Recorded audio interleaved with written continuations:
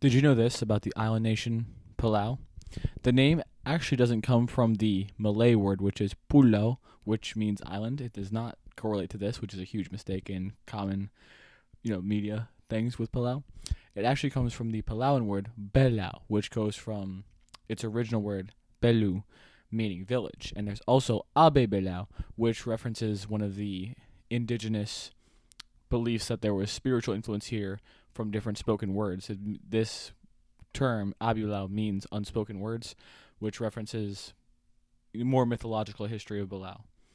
This island nation was first spotted by Europeans in 1522 when the Spanish marked their way here, but actually didn't get on the island. That first European physical contact with the land happened in the 1700s when some Jesuits got stuck here and made up a whole bunch of stories about what they saw.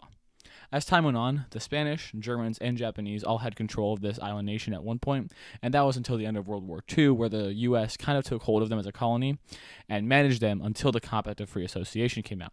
This is an agreement still in place that puts the United States in direct association with Palau, the Marshall Islands, and the Federated States of Micronesia, where all members of those island nations can come to the United States, work, be students, and get access to certain civil services. And in exchange, the United States could build as many military bases here as they want and come there to do military actions, as well as manage the defense of these nations in kind of this agreement that was now been renewed until the 2040s. But there's a whole lot of other history to get into, mainly the fact that this country became independent in 1994 and has still maintained this status with the United States ever since.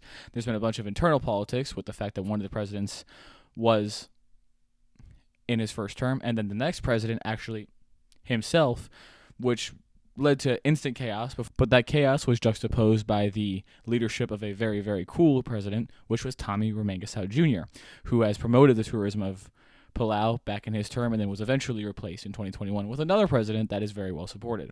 There's so much history to get into, but some cool facts about the country are that despite all the islands I mentioned, it also has one of the most unique aspects in all of history, which is that before European contact and intervention in this country, it was one of the only matriarchal societies in the world. For the entire history of Palau, it was ran by women. Women were considered the head of government, considered the most important members of the different families, the clans, and Palau itself.